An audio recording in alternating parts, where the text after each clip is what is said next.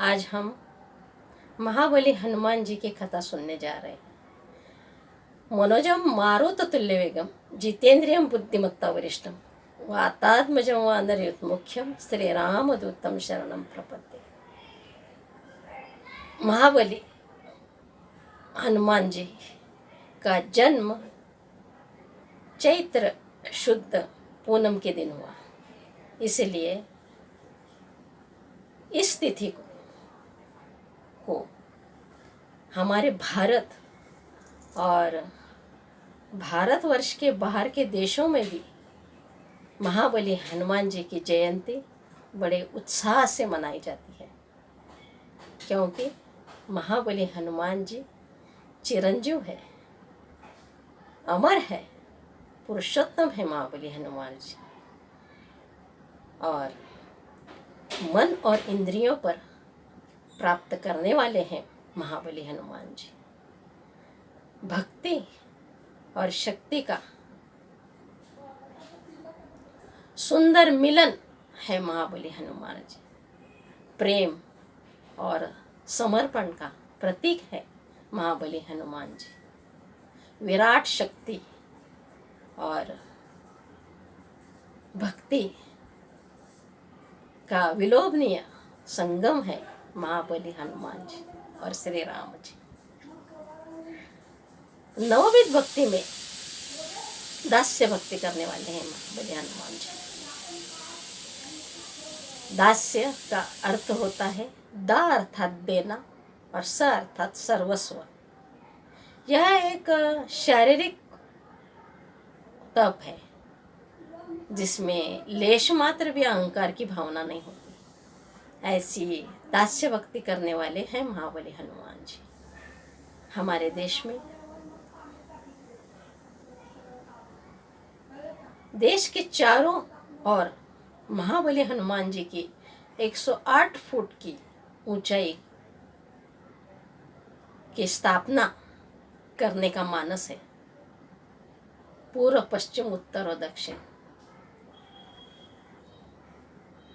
रामेश्वर, गुजरात, मोरवी, पश्चिम बंगाल, इस तरह चारों देशों में, चारों दिशाओं में महाबली हनुमान जी की मूर्ति स्थापन करने का मानस है। महाबली हनुमान जी की वजह से ही हमारे देश में वनवासियों का, वनवासी भाई बहनों का सम्मान बढ़ गया है। एक भारत श्रेष्ठ भारत का महत्वपूर्ण सूत्र है महाबली हनुमान जी। महाबली हनुमान जी का जन्म चैत्र शुद्ध पूनम के दिन हुआ। महाबली हनुमान जी की माता जी अंजनी माता, यह एक स्वर्ग की अप्सरा थी। वह एक साध्वी थी। वह वानर राज केसर की पत्नी थी। इसके कारण महाबली हनुमान जी वानर रूप में अवतरित हुए। अंजनी माता जब बचपन में खेलते खेलते बहुत दूर तक जंगल में चली गई। वहाँ दूर तक जाने के बाद उसने देखा एक वृक्ष के नीचे एक ऋषि जी तपश्चर्या कर रहे थे।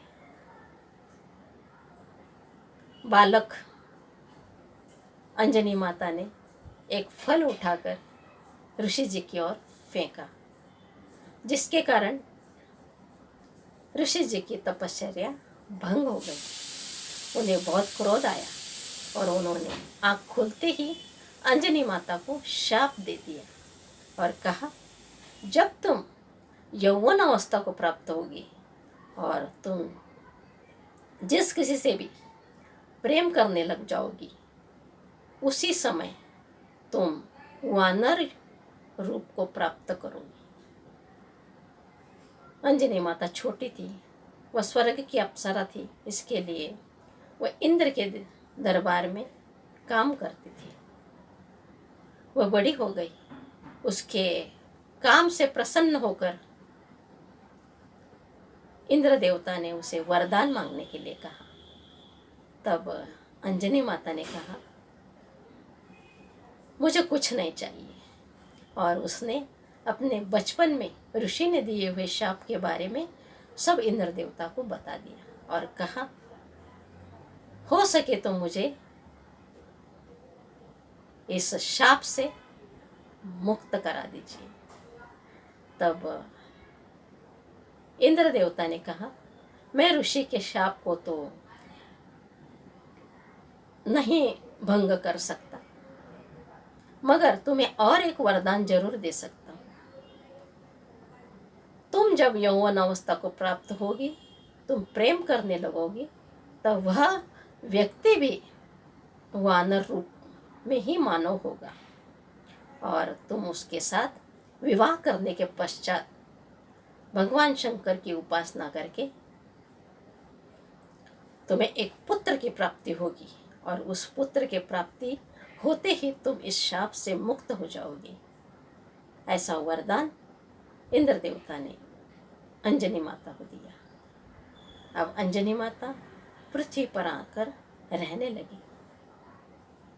एक दिन जंगल में उसने एक व्यक्ति को शेर के साथ लड़ते हुए देखा।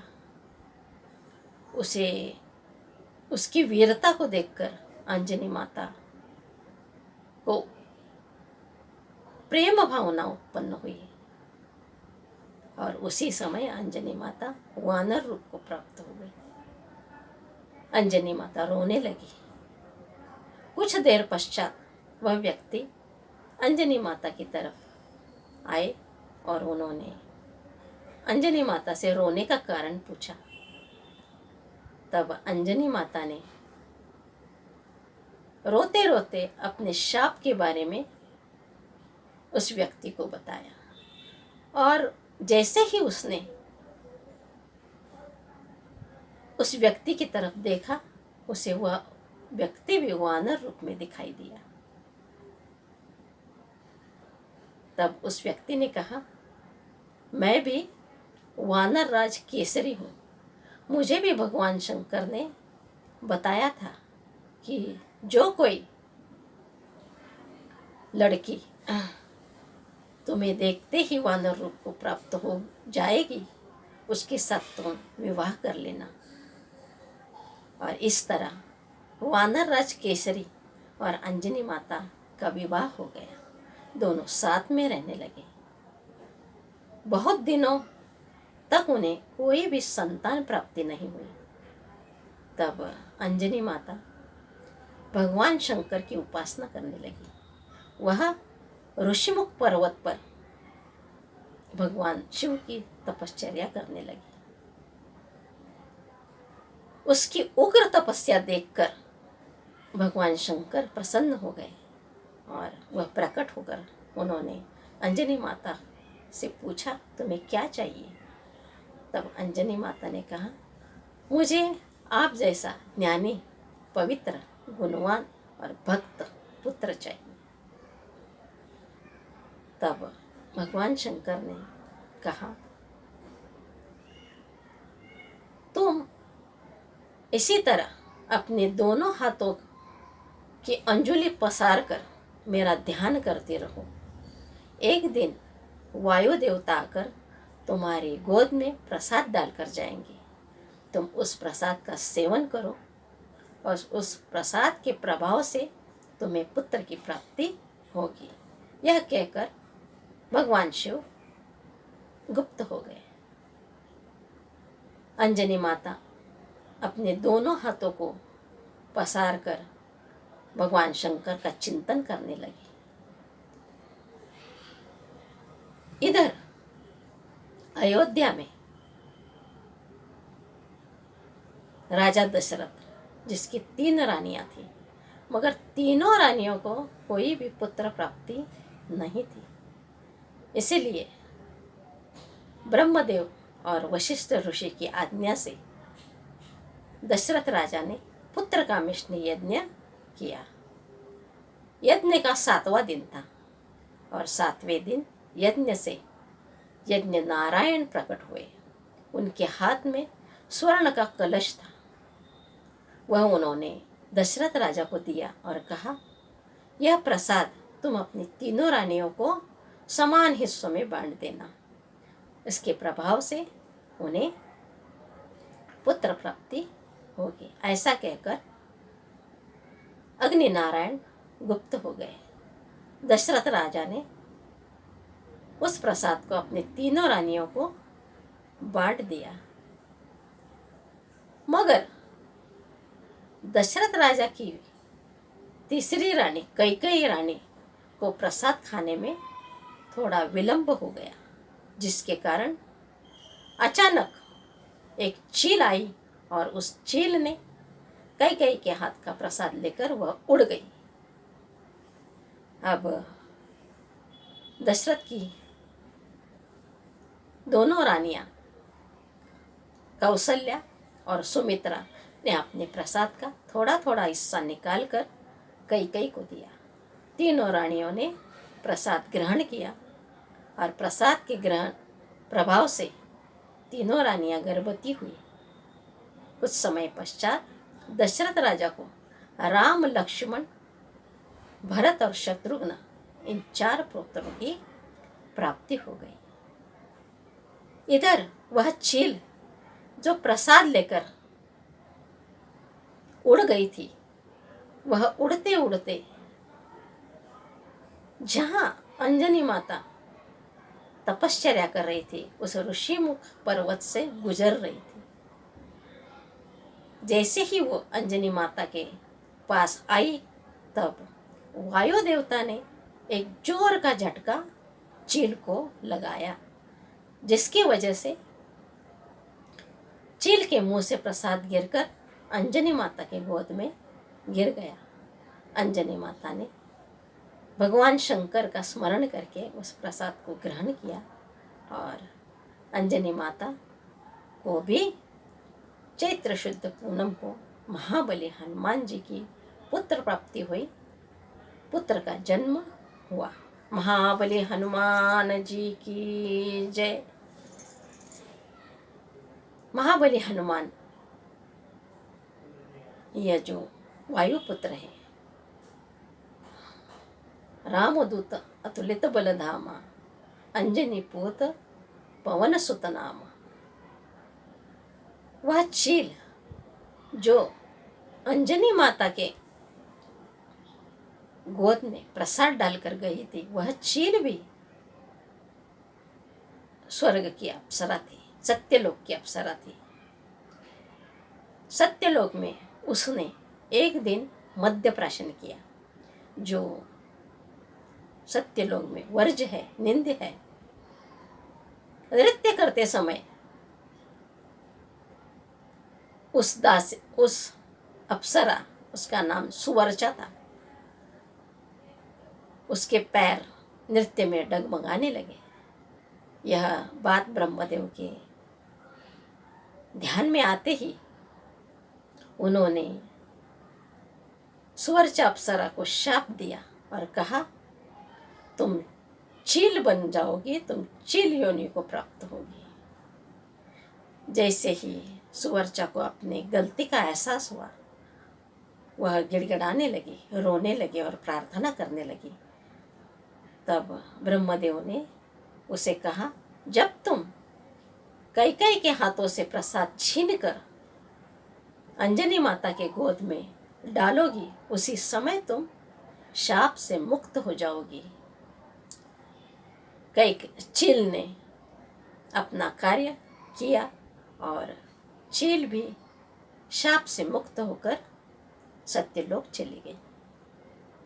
इधर महाबली हनुमान जी का जन्म हुआ। जन्म से ही महाबली हनुमान ने स्वर्ण की कौपिन, स्वर्ण लंगोटी धारण किए हुए थे। वो जन्म से ही बहुत बलवान थे। जन्म होते ही उन्हें बहुत भूख लगी। सूर्योदय का समय था और सूरज का लाल लाल गोला देखकर, उसे फल समझकर महाबली हनुमान जी सूर्य की तरफ चपट पड़े। उस दिन पूनम होने की वजह से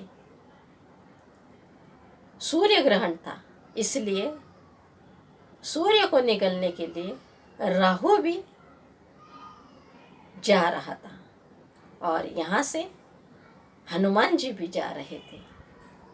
जैसे ही हनुमान जी ने राहु को देखा, उन्होंने एक जोर का धूसा राहु जी को लगाया। राहु के मदद के लिए, सहायता के लिए केतु और अन्य देवता भी आए, मगर महाबली हनुमान जी ने सभी को पराजित कर दिया। यह देखकर इंद्र देवता चिंतित हो उठे। उनको लगा अभी हनुमान जी सूरज को निगल ही जाएंगे, इसलिए उन्होंने अपना वज्र हनुमान जी की ओर फेंका, उनको मारा, जो हनुमान जी के हनवटे यानी जबड़े पर लगा और वज्र का प्रहार होते ही हनुमान जी बेहोश होकर गिर पड़े। जब वायु देवता ने हनुमान जी को बेहोश होते देखा, उन्होंने अपने पुत्र को गोद में उठाया और संपूर्ण विश्व की वायु का आकर्षण कर लिया और कहने लगे, मेरे पुत्र को अगर कुछ हो जाएगा तो मैं पूर्ण सृष्टि का नाश कर दूंगा। वायु के अवरोधन से संपूर्ण सृष्टि तड़पने लगी। यक्ष, राक्षस, देव, किन्नर, ऋषिगण, सब लोग हवा के बिना, वायु के बिना तड़पने लगे। सब देवी देवता मिलकर भगवान शंकर के पास गए और भगवान शंकर को लेकर सब लोग भगवान विष्णु के पास गए और सब स्थिति का वर्णन किया। तब विष्णु भगवान ने कहा, सबसे पहले तो हमको हनुमान जी की रक्षा करनी चाहिए। सब लोगों ने हनुमान जी को, वायु देवता से कहा, एक पुत्र के लिए संपूर्ण सृष्टि का नाश करना अच्छी बात नहीं है। और उन्होंने आशीर्वाद दिया। भगवान विष्णु ने आशीर्वाद दिया और कहा, यह आज से यह चिरंजीव होगा, इसके लिए जन्म मृत्यु कुछ नहीं होगा, ये अमर रहेगा। इसी तरह भगवान विष्णु ने महाबली हनुमान जी को चिरंजीव होने का आशीर्वाद दिया। सब देवी देवताओं ने भी वायुदेव से क्षमा मांगी। भगवान शंकर ने भी हम महाबली हनुमान से कहा, इसे अग्नि कुछ नहीं कर सकेगा, इसके ऊपर गदा, धनुष्य बाण और शस्त्र का कोई असर नहीं होगा। ब्रह्मदेव ने भी महाबली हनुमान से को आशीर्वाद दिया, इसे ब्रह्मशाप और ब्रह्मदंड की बाधा नहीं होगी। सूरज देवता जो बुद्धि के देवता है, उसने आशीर्वाद दिया, यह ज्ञानी होगा, इसे सर्व वेदों का ज्ञान होगा, यह बुद्धिमता में वरिष्ठ होगा। ऐसा आशीर्वाद सूर्य देवता ने भी दिया। भगवान विश्वकर्मा ने भी महाबली हनुमान को मेरे बनाए हुए शस्त्र का कोई असर महाबली हनुमान पे नहीं होगा, ऐसा आशीर्वाद दिया। अब इंद्र ने महाबली हनुमान से कहा, मेरा वज्र जो इनकी हनोटी पे लगा है, आज से इसका नाम हनुमान होगा और इस पर भी किसी वज्र का असर नहीं होगा। और उन्होंने उनके गले की कभी भी न सूखने वाली कमल फूल की माला उनके गले में डाल दी। इस तरह सब देवी देवताओं ने सब भगवान ने महाबली हनुमान जी को आशीर्वाद दिया, जिसके कारण आशीर्वाद पाकर वायु देवता प्रसन्न हो गए, आनंदित हो गए और उन्होंने महाबली हनुमान जी को अंजनी माता की गोद में रखा और वह चले गए। महाबली हनुमान जी बचपन से ही बहुत नटखट थे। उनकी इस आदत को छुड़ाने के लिए एक ऋषि ने उनकी आदतों पर अंकुश लगाने के लिए एक ऋषि ने उन्हें आशीर्वाद दिया था कि जब तक इनकी अपने गुरु अपने स्वामी से भेंट नहीं होगी तब तक इनकी शक्ति पर प्रतिबंध होगा। और महाबली हनुमान जी बड़े हो गए। इधर हम सब जानते हैं रावण सीता को उठाकर ले गए। तब राम और लक्ष्मण जंगल जंगल सीता माता को ढूंढ रहे थे। ढूंढते ढूंढते वो दोनों पंपा सरोवर पर आए। वहाँ दोनों भाई एक वृक्ष के नीचे बैठकर आराम कर रहे थे। श्री राम प्रभु ने अपना सिर लक्ष्मण जी की गोद में रखा था और वो लेटे हुए थे। जिस वृक्ष के नीचे भगवान श्री राम लेटे थे उसी वृक्ष पर महाबली हनुमान जी इस डाली से उस डाली, इस टहनी से उस टहनी पर उछल कूद रहे थे। और उन्होंने जैसे राम को देखा वह उन्हें मुंह चढ़ाने लगे, आदत से मजबूर मुंह चढ़ाने लगे। उनको देखते ही भगवान श्री राम ने कहा, लक्ष्मण देखो देखो, वह अंजनी पुत्र जिसकी बचपन से ही स्वर्ण की लंगोटी है। यह सुनते ही हनुमान जी चकित हो गए। उनको अपनी माता का स्मरण हुआ, क्योंकि उनकी माता ने उन्हें बताया था, जो व्यक्ति सबसे पहले तुम्हारे स्वर्ण की लंगोटी को पहचानेगा वही तुम्हारे गुरु है, वही तुम्हारे स्वामी है। तुम उनकी शरण में जाओ। महाबली हनुमान जी तुरंत वृक्ष के नीचे आए और उन्होंने भगवान श्री राम प्रभु के दर्शन किए, पूर्ण समर्पण किया, शरण हो गए। उनके दर्शन होते ही भगवान श्री राम ने उन्हें उठाकर गले से लगाया और कहा, तुम जब तक सूरज और चांद रहेगा तब तक तुम अमर रहोगे।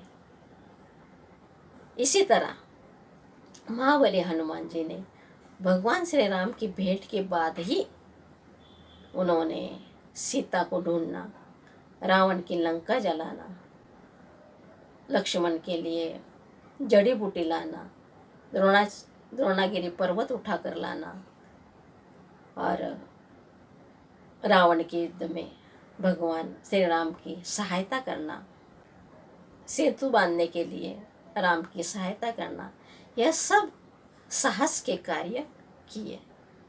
हमारे देश में रामायण को महत्व है।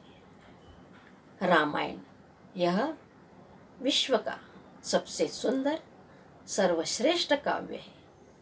उस रामायण से हम महाबली हनुमान को निकालकर, उनको छोड़कर रामायण क्या हम विचार ही नहीं कर सकते, क्योंकि महाबली हनुमान जी यह रामायण के मुख्य पात्र है, महत्वपूर्ण पात्र है।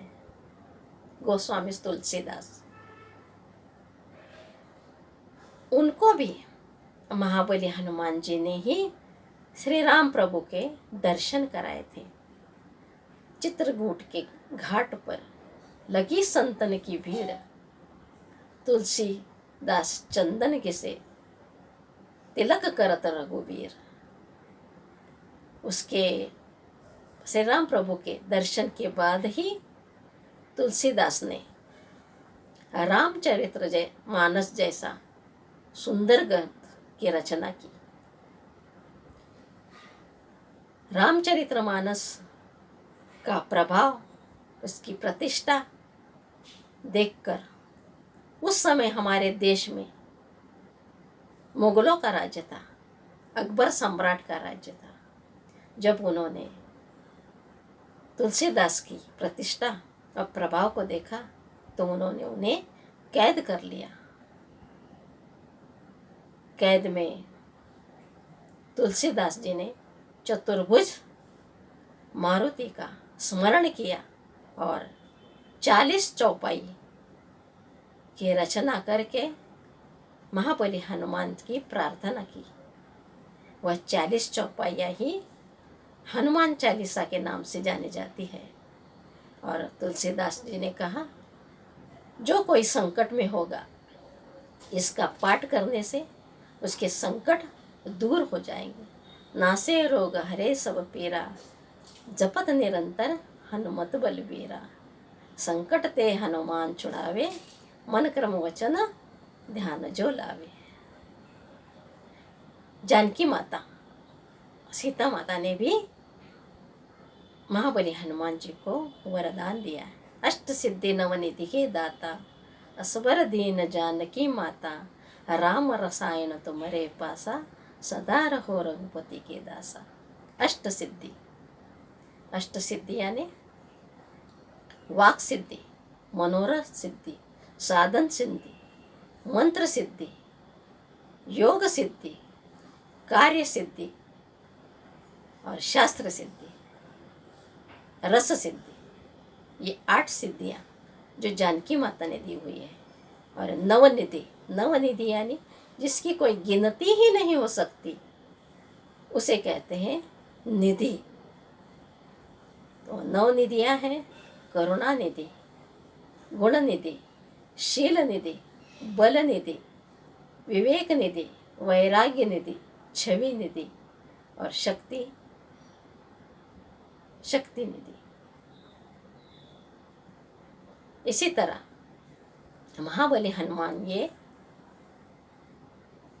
महारुद्र है। 11 रुद्रों में उनकी गिनती की जाती है। रुद्र में उनका नाम भीम है। महाराष्ट्र के संत रामदास स्वामी ने भीम रूपी महारुद्रा वज्र हनुमान मारुति ऐसा स्तोत्र की रचना की। और रामदास स्वामी ने ही हनुमान जी की आरती की भी रचना की हुई है। संत रामदास स्वामी ने महाराष्ट्र में 11 हनुमान जी के मंदिरों की स्थापना करके हर नगर, हर गांव हनुमान जी के मंदिर की संकल्पना को प्रेरित किया है, संकल्पना से प्रेरित किया है। महाबली हनुमान जी को भगवान ने यश, यह गुण दिया हुआ है। भगवान के 6 गुण हैं। यश, श्री, औदार्य, ज्ञान, वैराग्य और ऐश्वर्य। ये 6 गुण भगवान के हैं। उसमें से पहले नंबर का जो यश गुण है वह भगवान ने हनुमान जी को दिया हुआ है। इसीलिए अपने जीवन में सक्सेस के लिए, यश प्राप्ति के लिए, उन्नति के लिए महाबली हनुमान जी की साधना, उनकी उपासना करनी चाहिए। अयोध्या में हनुमानगढ़ी, यहाँ पर हनुमान जी का वास है। जब श्री राम प्रभु